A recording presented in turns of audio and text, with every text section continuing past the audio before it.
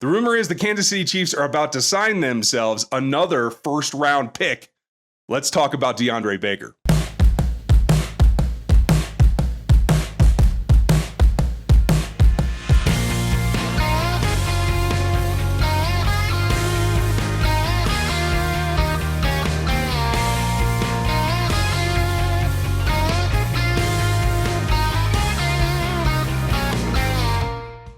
Good morning, folks. We're going to talk about DeAndre Baker real quick because as of this morning, and it is pretty early here, it looks like the Chiefs are going to get DeAndre Baker, recently released. Somebody that I said just a little while ago, I didn't think that they'd actually go after. We're going to get through all that because it comes down to two things. The information that I had pre-draft is what colors a lot of my opinion on whether somebody is an interest or not. And so either I had bad information or something's changed, and there are a number of things that could have done that. We'll take a look at how he plays on the field, what he brings to the team, and how he possibly is going to get here, at least as of right now. So if you're new to the channel, make sure you click the like, the sub, and the bell notification so you know when something new comes out. I do these pretty constantly, and this one is just, something new and different because as I said in the live stream just the other night when the rumor came out that the charges had been dropped, and this was a significant off-season, off-field issue, talk of extortion and robbery and all kinds of things. That's a significant problem, and there's a couple of things we can glean from this. First, two things stand out, and that is, as of this morning, it looks like it's been reported that not only is he making a visit and making one visit to Kansas City, it doesn't look like there's any others scheduled, but it's also been expected, and that comes from Terez Paylor, who, if Terez puts it out there, you can take it to the bank that that's what he's understanding. That's what he's getting from his sources, and Terez Paylor has sources within the Chiefs organization to this day. It doesn't matter that he's now a national NFL guy for Yahoo. He still has a lot of connections inside the organization. So if he says it, then you can take it to the bank. That's what he understands at that time.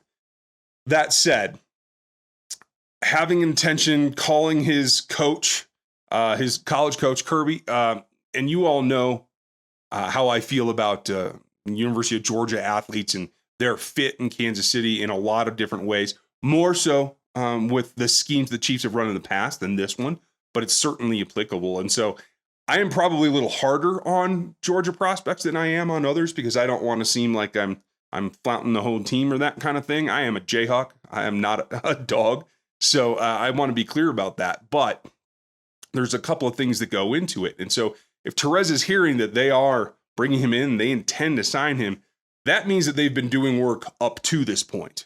And that tells you a lot as well. Now, if you take a look back in the day, if the comparison from what he was in college to what he was in New York to all this drama that seems to have gone away, that seems that he's been cleared of, that tells me the team's been keeping tabs on the situation because they were pretty ready to move when this happened. To bring him in for a visit with the COVID rules and all that, that's a significant step.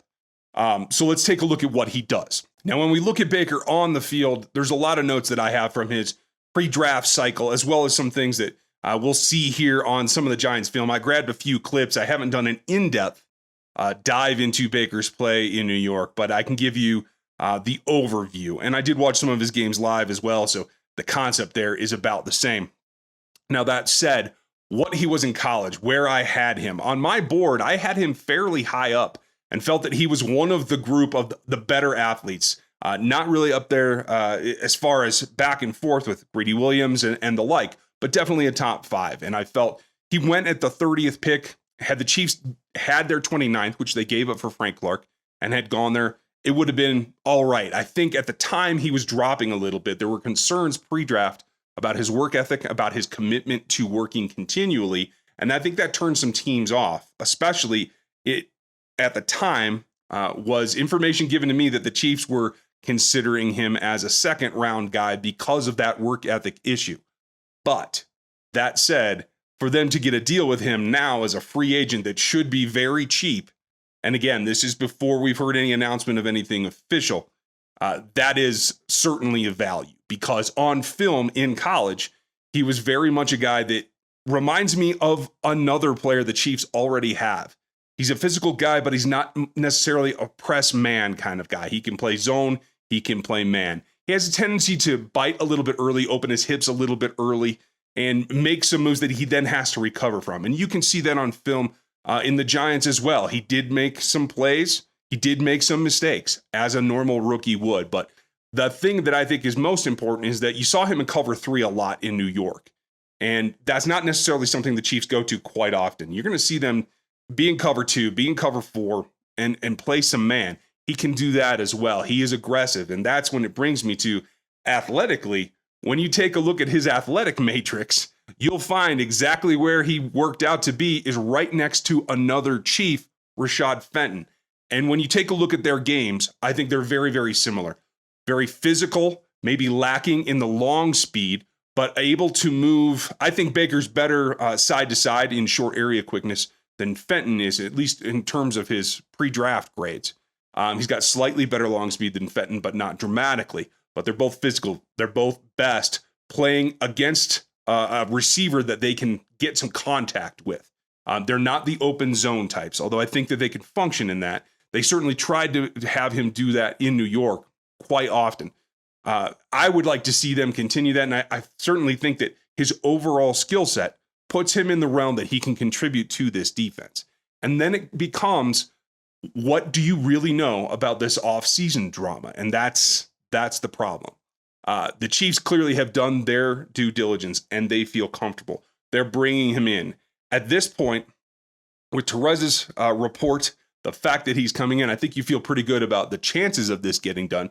Is it a done deal? As we sit here this morning at 7 a.m. Mountain, yeah, it's not a done deal, but it certainly looks like it's going that way. And so what that brings is another very young corner that they should have, depending on this deal, the ability to possibly have not only the contract, but the exclusive rights free agency period too as well. That's a bit of a murky point, but I've seen that brought up several times by beat reporters that I trust. So I think that that's an option. In the meantime, what it gives you is another corner. And for those who thought that I've been crazy about talking about needing to upgrade the corner group this whole time, this is definitely a move in that direction that Brett Veach agrees with me that they need more help there. This is the key. With Ward's contract coming up, with Breland on a 1-year, Fenton's your guy right now. It also gives you Snead and Baker as options. So this one move gives you the ability to have what you had graded as a high second, maybe a low first round pick on a cheap contract for another couple of seasons to pair with LJ Snead and Rashad Fenton. That gives you a trio that you can go really young and really cheap next year when the cap comes down. Still rumored to be about 175, and make up for the contracts that you've given out to Chris Jones and Mahomes and everything else that you have to do to make the roster work. So there's a lot of positives here. This is, again, a classic Veach move. Low risk, high reward. If it doesn't work out, you've lost next to nothing except a partial roster spot that probably is overdue for an offensive lineman right now anyway. So that's where we are this morning. This video should go out a little after lunch, and hopefully things haven't changed by then. But if they do, this is where we sit right now. So thanks for checking it out. If you're new, click the like and the sub and the bell notification. You'll get some more about this. Have a good one. Thanks for watching this video from the team at RGR Football. These videos to see more, and subscribe to RGR Football.